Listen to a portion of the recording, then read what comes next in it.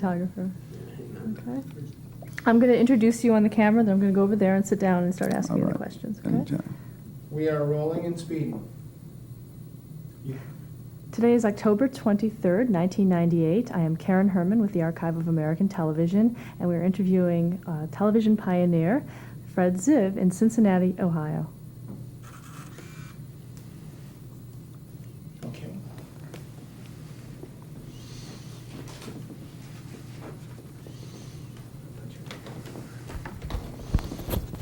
Should be a little bit closer to the camera so that he's Okay. looking. I'll tell you what, why don't you come around front? I don't want to be too far back. Yeah, why don't you come around front a little bit so we're not bumping up. Oh, there you go. Okay.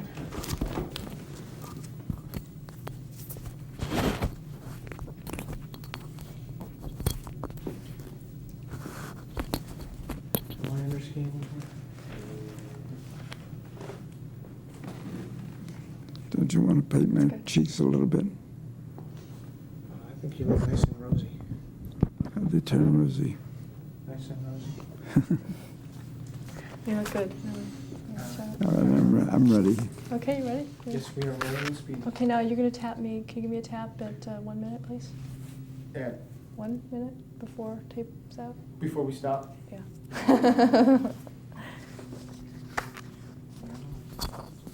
Anytime. Okay, can you tell me your full name? Frederic W. Ziv. And what is the W for? Nothing, Nothing? except my father's name was William. Oh, I tell you how that happened. My mother said, well, boys frequently take their mother's maiden name as their middle name. And when I came home from school that day, the first day of school, first day ever of school, my mother said, well, do you have a middle name? I said, yeah. She said, what is it? I said, William. But the W doesn't really stand for anything. I was born Fred Ziv. Do you have any nicknames? Fred. Fred? And what was your birth date? August 17th, 05, Okay. And where were you born? in Cincinnati. Tell me a little bit about Cincinnati when you were young. Well, the youngest I remember is when I was in my grandfather's home in Wyoming, Ohio. And then my sister came along. She was born when she was about 3 or 4 years old. My family moved into Avondale. What was your sister's name? Irma. She's gone. Unfortunately, she predeceased me. Tell me about your father. William Ziv. His picture's in the other room. He's a great guy, regular guy. What did he do? He came to Cincinnati from Chicago. He had the first buttonhole machine. The first, all buttonholes were made by hand, and Dad had the first machine to make buttonholes. It had a clicker on it, counted the number of stitches it took to make a buttonhole. And each firm he called on said, we'll take your machine on one condition. You stay. If you leave town, we'll take your machines with you. Is that a business that you wanted to go into, or I did was you never invited. Yeah. I went to Ann Arbor and I thought I was a writer because I was chosen to be editor-in-chief of the Gargoyle, the humor magazine. Every college had a humor magazine in those days. And fellas like, scratch that because I can't remember the names. Names escape me. Okay, well, tell me about your mother. Her name is Rose Silverglade. Beautiful lady. Did she work? No, she didn't. Those days, the lady of the house didn't work. We had a German maid. My mother was able to speak German to her.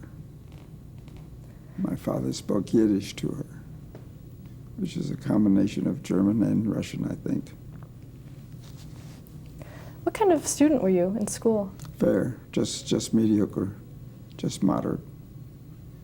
I wasn't a brilliant student. I showed no interest in writing as a student. I showed no interest in anything except outdoor games. What kind of games were those? Football, every season had its game. Baseball in the summer, football in the fall, tennis, whatever was whatever was in season, we played. What did you want to be when you grew up? An athlete. I didn't become heavy enough or big enough. I was too short for basketball, but I was a good basketball hanger, they called them in those days. Feed the ball to me and I'll shoot the basket. What else did you do? Did you like to write? Or? No, I didn't like to write at all. I showed no interest in any studies at all at primary school or high school. It wasn't until I went to Ann Arbor and they said, "Do you write?" I said, "Yeah." So I became editor-in-chief of the Gargoyle. How did World War I affect your family? Well, I was young in World War I. My uncle came home from the Army before World War I because he rode a horse and had saddles and so forth. And he was secretary for General Pershing. In Pershing, they dismissed the cavalry. And my uncle came to live with us for a short time. Okay, because later you edited a book on World War I poetry. So did that have any influence on you editing that book? I intended to do it on music and then art and so forth. But I got busy writing television plays. Talk about when you were younger. Did you go to a lot of movies? No.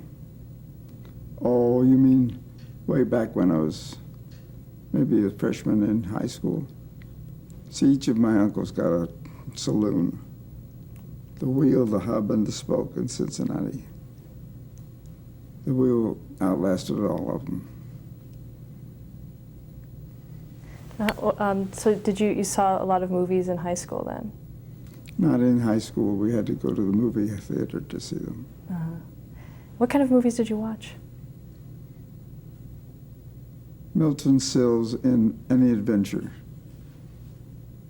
He did a lot of adventure shows. In fact, he did something called Sea Hunt, but it wasn't Sea Hunt, because I looked at the film to get the name Sea Hunt when we got into television.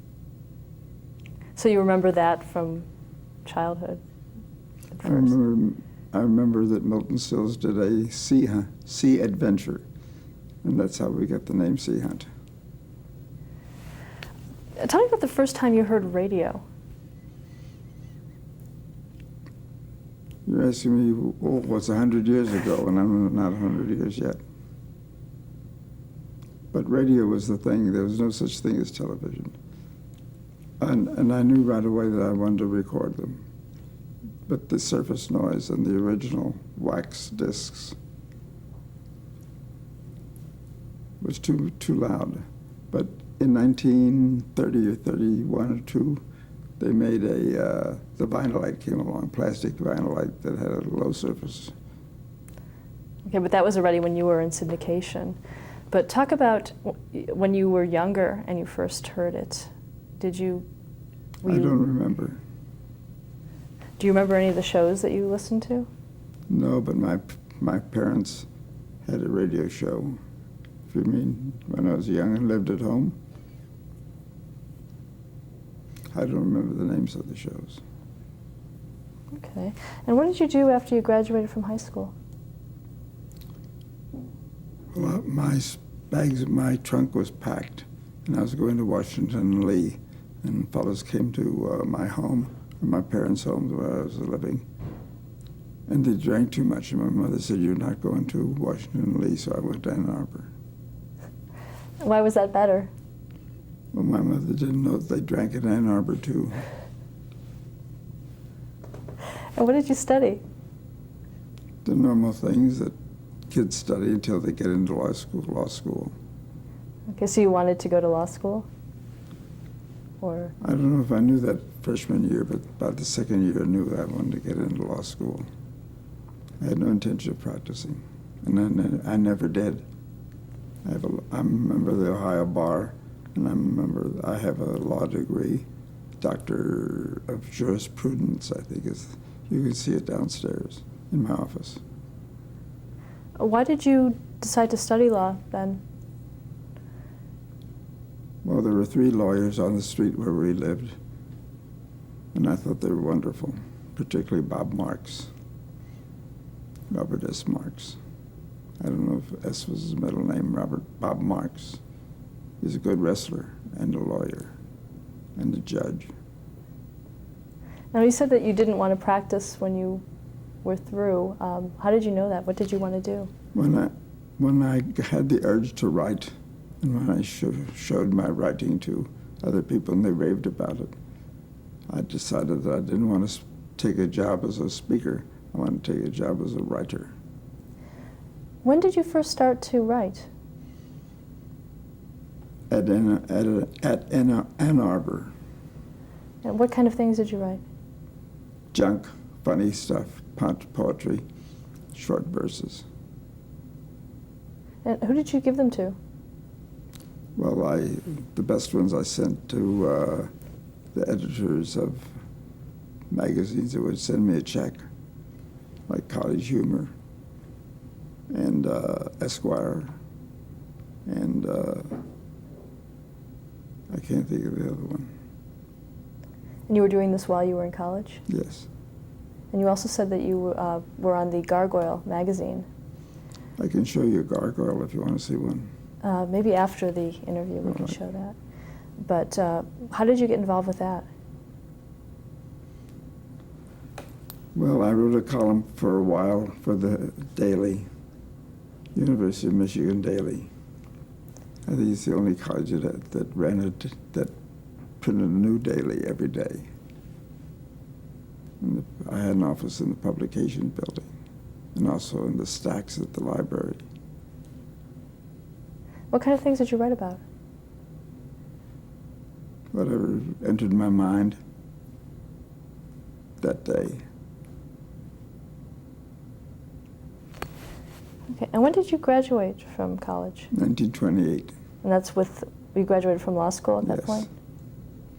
I was the last year at Ann Arbor that permitted 3 years of undergraduate work and then get into the law school for 3 years. So I stayed at Ann Arbor 6 years. And what did you do after you graduated? Decided to go to work for an advertising agency because I was a better writer than speaker. Why advertising? Well, I think they're the only agency you don't find a laundry agency or the advertising agencies sounded right to me. Okay, as opposed to publishing or magazines? Oh, I couldn't do that. No? No, that was a big job. I was just a kid. And how did the Depression affect you? That it was just about that time. Well, the Depression affected me to the extent that when I did get a job, I got $10 a week. That was the best offer. Where was that? Julian Behr Advertising Agency, BEHR. What did you do there? What kind of copy did you write? Well, they had a lot of agencies, a lot of clients, and I wrote for all of them. Was it mostly print? Yes. Was there any radio? There was no radio.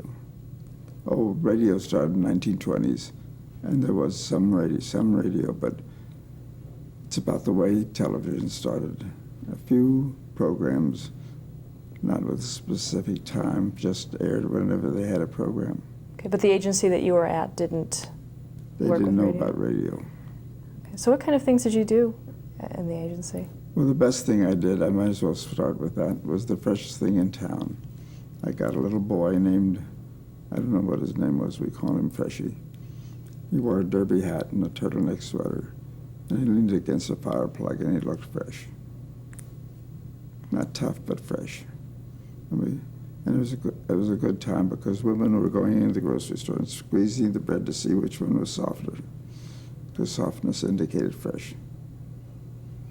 And so we called it the freshest thing in town.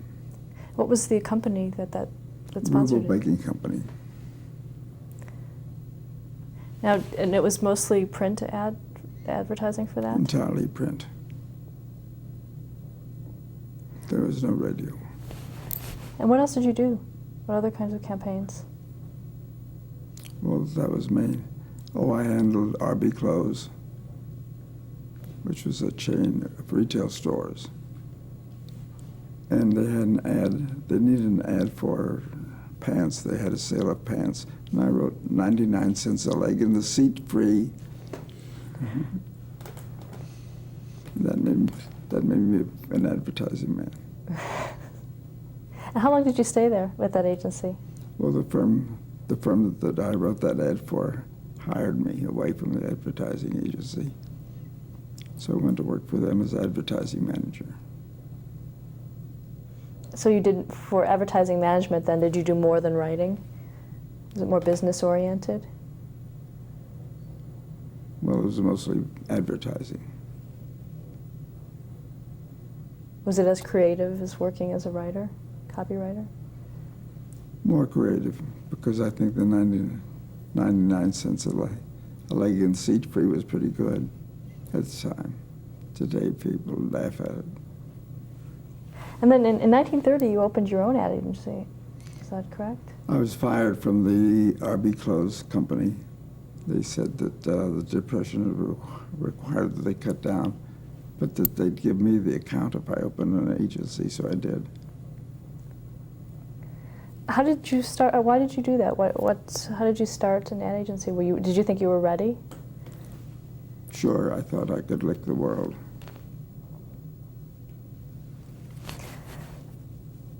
What kind of advertising did you do for them? Was it different than what you did?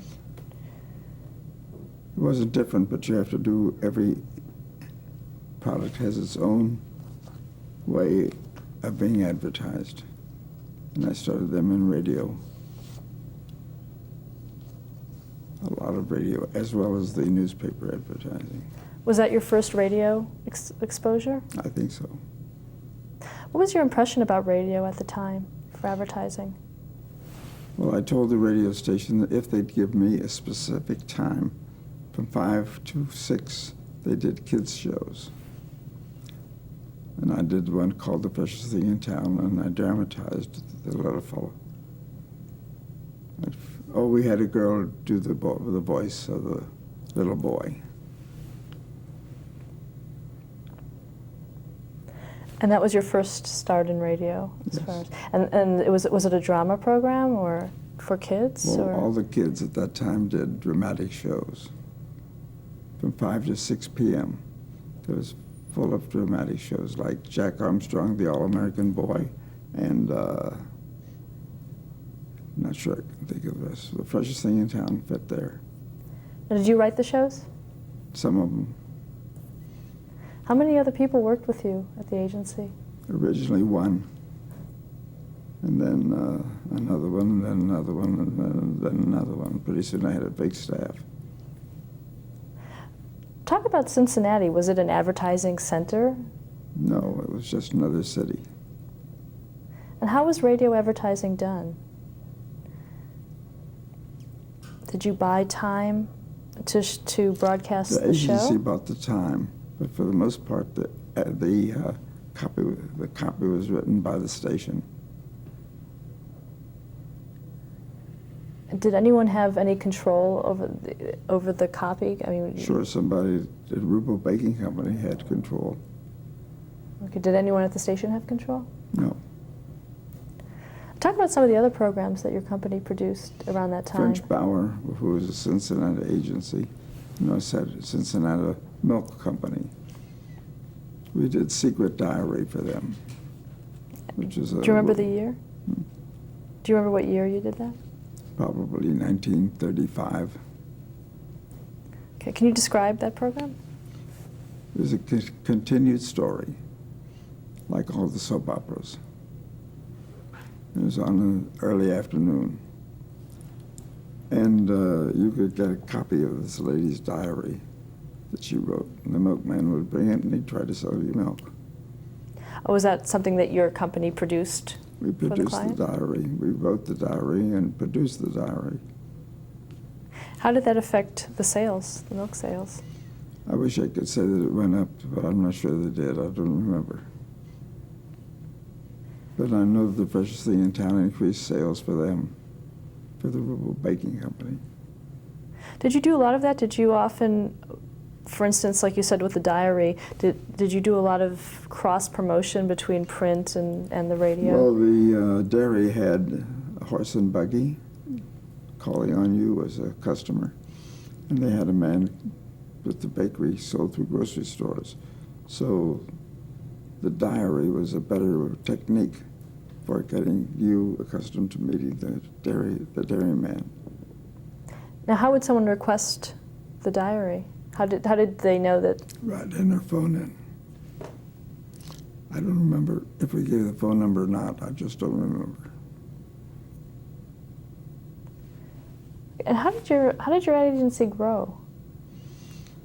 Well, the word got out that radio was good and that I was the guy who specialized in radio. And by specialization, what did you do to specialize? What kind of information did you have that maybe your competitors didn't? Well, the other agencies didn't believe in radio. They thought it would discontinue any day now. But it continued. Now, did you feel it differently? Yeah, I was sold on radio. I was convinced that it was a good advertising medium. Why? Because the woman in the home was able to watch it all day while the husband was out working. And the children were in school. She was alone in the house. And the radio was her companion. Was most of your advertising focused on women? Well, the woman bought the bread and the woman bought the dairy products, so who else should it be? That's all. Who else worked with you in your agency? Well, as I said, I was the first one. Then in working with WLW, who had a lot of talented people, there was one young man named John Sin, and I hired him, and he came to work for me. Tell me about Mr. Sen.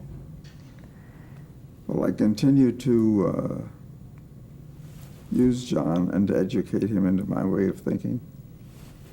He was not a great writer, but he enjoyed writing. I think I was a better writer. Unfortunately, he's not around anymore to tell you whether I was better or not. He probably thinks he was. We got along fine.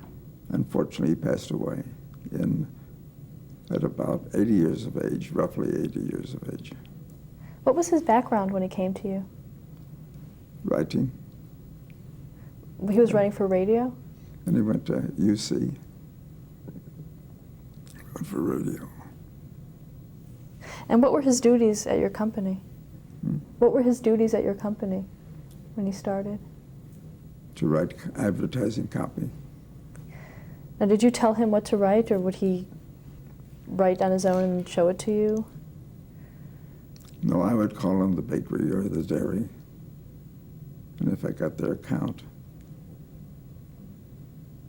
and we wrote some copy, we'd show it to them for their approval. That's all. Okay, and then in 1935, you syndicated your first program Yes. as an independent producer. How did that come about? Well, we copyrighted the freshest thing in town. We copyrighted the photo, and we copyrighted the copy, the slogan, the freshest thing in town. And then I was able to ask other agencies or other bakeries if they were interested, and they all were. Now, these other bakeries were in different parts of the country, right? Yes.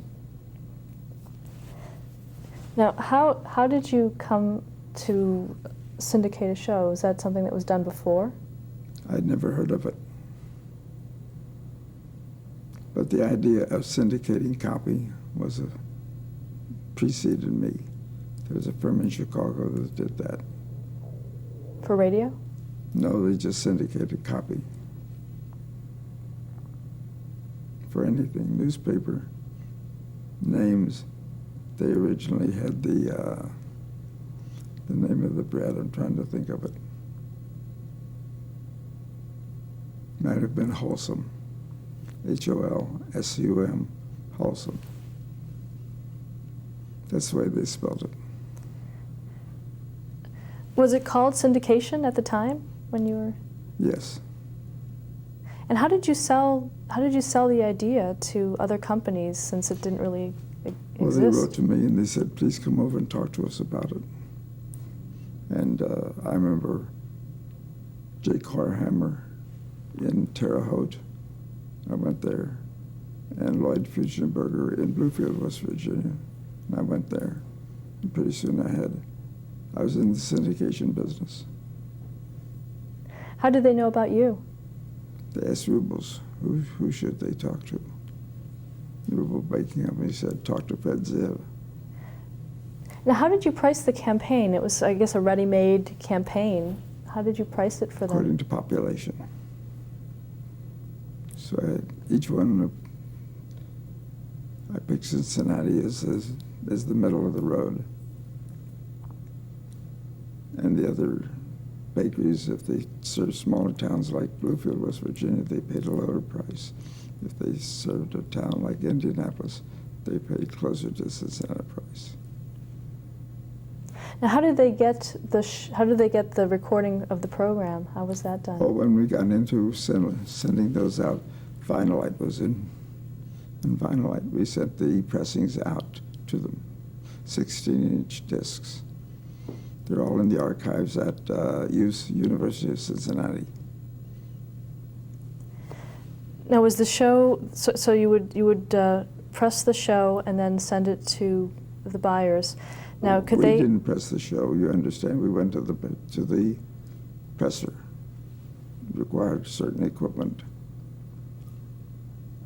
Okay, and then they would send it out for you. Mm-hmm. Now, how many different companies do you think bought the freshest thing in town? Maybe 3 dozen. Was there some kind of clause that said if someone else in a city had the program that another company couldn't do it? They were exclusive. If they had it, they had it. Nobody else had it. How long did that campaign run? About 5 years. Now, and actually recording the programs, was there much editing on them? Anything like that? Well, the program was written at my office. I wrote it originally, then John Sim took it over.